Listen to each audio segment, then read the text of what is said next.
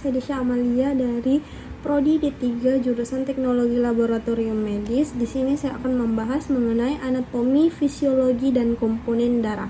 Yang harus kita tahu di sini adalah apa itu darah. Darah merupakan jaringan ikat yang tersusun dari sel dan fragmen sel yang dikelilingi oleh extracellular matrix.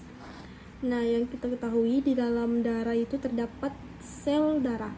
Sel darah, ada sel darah merah atau yang biasa kita sebut eritrosit, dan sel darah putih yang kita biasa sebut leukosit, dan ada juga yang namanya trombosit atau kepingan darah. Nah, kepingan darah ini terbentuk dari asal mula megakariosit yang memecah menjadi 2000 menjadi 5000 fragmen atau pecahan atau kepingan-kepingan. Maka dari itu dinamakan dengan trombosit. Nah, kemudian kita membahas mengenai extracellular matrix. Extracellular matrix merupakan komponen cair yang mengelilingi sel yang ada di dalam darah. Nah, extracellular matrix ini biasa kita sebut plasma ataupun serum. Nah, apa perbedaan di antara plasma dan juga serum? Nah, perbedaan plasma dan serum itu berada di kandungan cairan kuning yang ada pada tabung darah setelah disentrifugasi.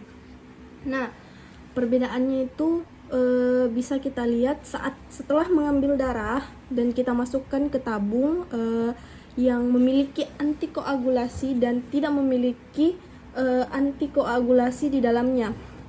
Biasanya tabung yang berwarna biru adalah tabung yang memiliki kandungan antikoagulasi di dalamnya seperti EDTA, heparin, dan natrium sitrat. Sehingga saat darah itu masuk ke dalam tabung, faktor koagulasi di dalam darah itu tidak bekerja sehingga darah itu tidak membeku. Dan yang tidak memiliki tabung yang tidak memiliki antikoagulasi di dalamnya itu faktor koagulasi dalam darah itu bekerja sehingga membentuk bekuan dan faktor koagulasinya juga ikut membeku dan memadat. Jadi saat keduanya ini disentrifugasi akan menghasilkan cairan kuning, dan cairan kuning yang ada di tabung berwarna biru itu namanya serum karena di cairan kuning tersebut terkandung antikoagulasi dalam darah yang tidak bekerja, sehingga dia akan naik bergabung bersama protein-protein lainnya. Protein yang untuk koagulasi dalam darah itu namanya fibrinogen, dan yang tidak ada antikoagulasi di dalam tabung tersebut setelah sentrifugasi itu cairan kuningnya sudah tidak memiliki fibrinogen atau protein yang mengandung antikoagulasi, makanya disebut dengan serum. Nah, kita kembali pada extracellular matrix. Nah, extracellular matrix disebut tadi cairan yang mengelilingi atau melindungi sel darah di dalamnya. Nah, plasma darah ini terdiri dari 91,5% air dan 8,5% zat terlarut atau protein. Nah, protein ini terbentuk dari sel hati atau hepatosit yang masuk ke dalam plasma darah. Nah, contoh dari protein yang terkandung di dalam plasma darah yaitu ada albumin. Albumin itu sekitar 60% di dalam plasma darah, di dalam 8,5% zat terlarut. Itu gunanya untuk mengatur pH atau derajat keasaman dari darah tersebut, sel darah. Terus ada globulin. Globulin ada globulin alfa, ada globulin theta, dan juga ada globulin gamma. Nah, globulin gamma ini lah yang menjadi antibody atau imunoglobulin, atau sebagai antibody yang melindungi tubuh untuk sistem pertahanan tubuh. Dan ada yang namanya tadi saya sebut protein, salah satunya itu ya adalah fibrinogen. Nah, fibrinogen ini berfungsi dalam pembekuan darah atau berfungsi dalam koagulasi darah.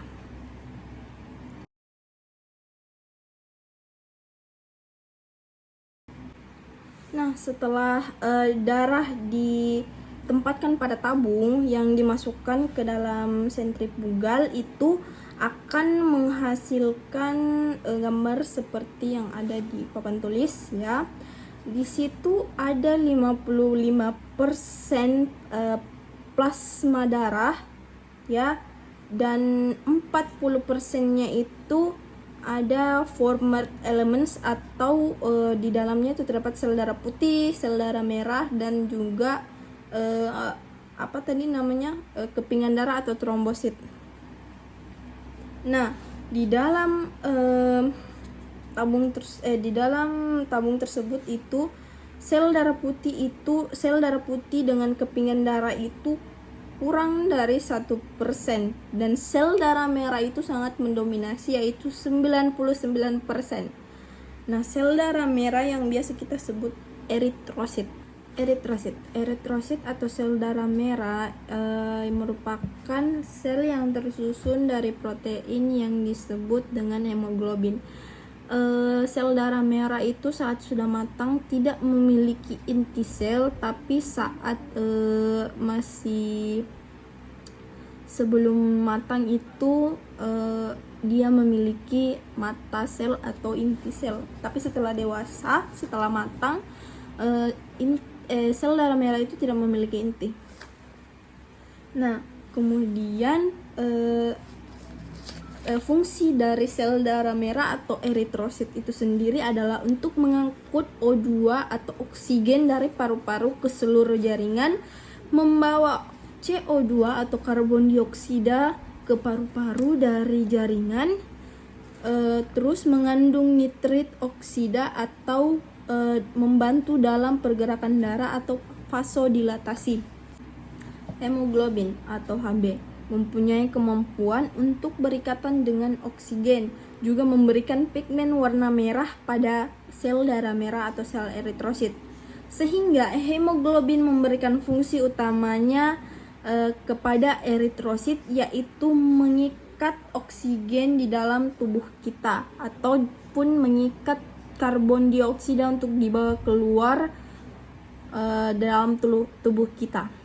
Jika dilihat dari sudut pandang superior atau atas, bentuknya itu seperti donat, yang di tengah-tengahnya itu ada seperti bulatan tapi tidak tembus sampai ke belakang. Nah, bulatan di tengah itu warnanya pucat karena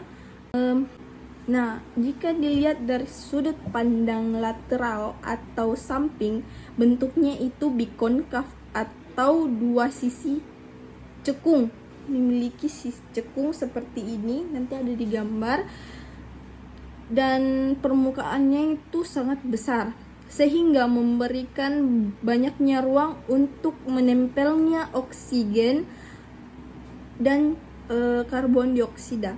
Hal ini meningkatkan efektivitas dari pengangkutan oksigen. Kemudian isi dari sel darah merah.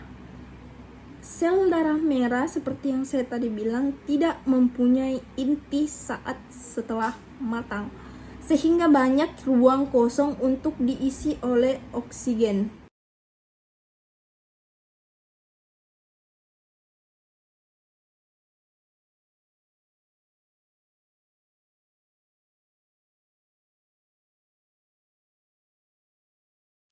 Setelah itu kita beralih ke hemoglobin. Hemoglobin jika kita zoom hemoglobin itu terdapat kurang lebih 280 juta dalam satu sel darah merah. Nah, di gambar itu ada namanya ada gambar-gambar seperti ikatan-ikatan protein itu. Ada namanya globulin, ada globulin alfa, ada globulin theta, dan di ujung-ujung di dalam satu globulin itu ada namanya seperti mata itu namanya adalah hem. Makanya Hb itu namanya hemoglobin karena gabungan dari globin dan hem. Nah, di hem itu di tengah-tengah itu memiliki kandungan zat besi atau Fe yang dapat berikatan dengan satu oksigen. Makanya dalam satu ikatan hemoglobin yang ada di dalam sel darah merah itu bisa mengikat 4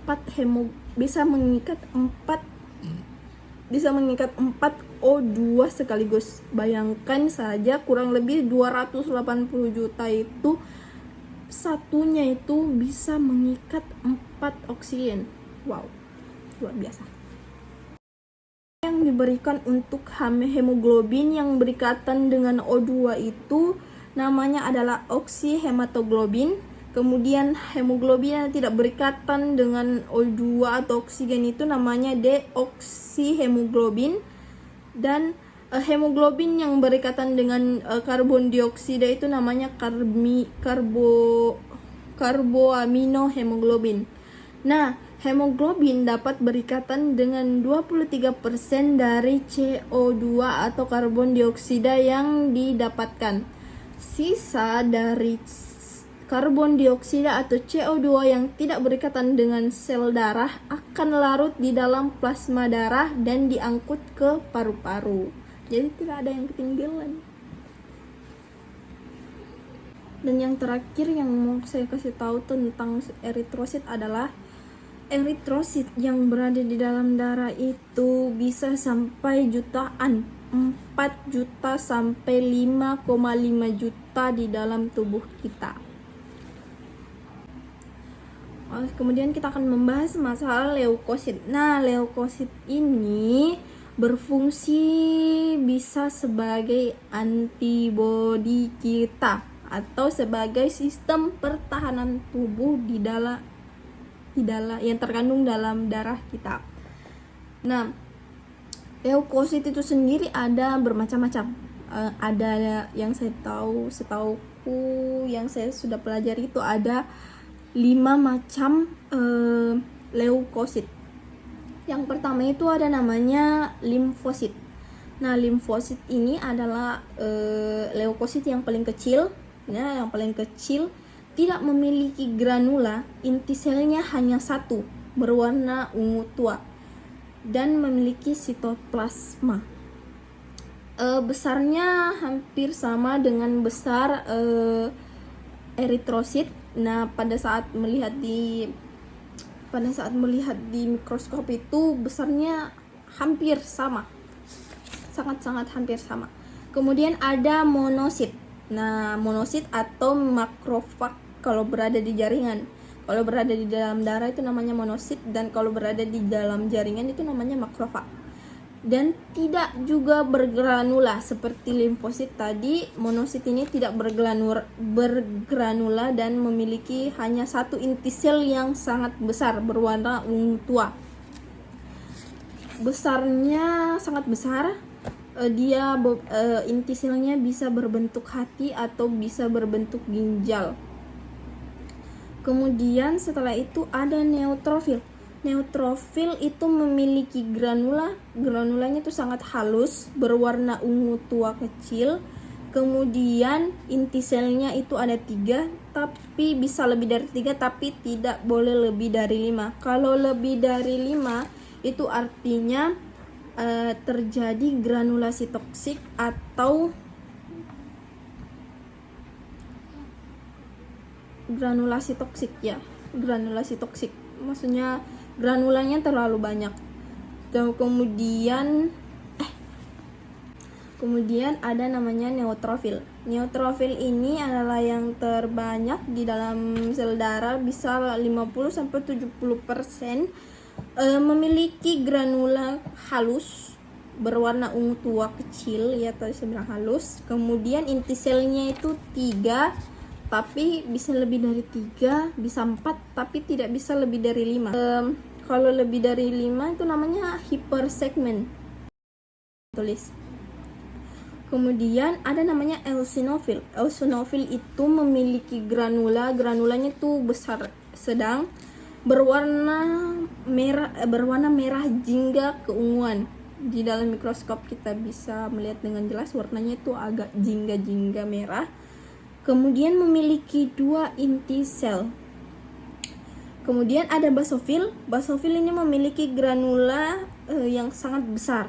Inti selnya pun sampai tidak terlihat ketika melihat di mikroskop. Inti selnya bisa lebih 3 atau 2. Kemudian fungsi dari limfosit tersendiri itu adalah bekerja dalam infeksi virus, terdapat 20-40% di dalam darah. Kemudian monosit itu menelan, fungsinya itu menelan mikroorganisme, bekerja dalam infeksi bakteri, virus, jamur pada masa kronis. Terdapat 2-8%, sangat sedikit di dalam darah, memiliki vakuola. Kemudian neutrofil ini bekerja pada infeksi bakteri akut. Kemudian sel leukosit terbanyak ya 50-70% yang tadi saya bilang. Terus eosinofil itu bekerja pada infeksi parasit atau cacing. Kemudian berperan pada kasus alergi 2-4% di dalam darah. Kemudian berperan pada kemudian basofil itu berperan dalam infeksi alergi, juga berperan pada keracunan juga. Terdapat 0-1% di dalam darah.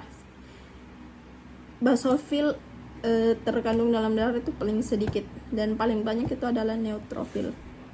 Dan terakhir trombosit, seperti yang saya bilang di awal video tadi, penjelasan mengenai trombosit merupakan megakariosit yang memecah menjadi 2.000-5.000 fragmen atau kepingan. Nah, di dalam darah itu terkandung 150.000 sampai 450.000 trombosit.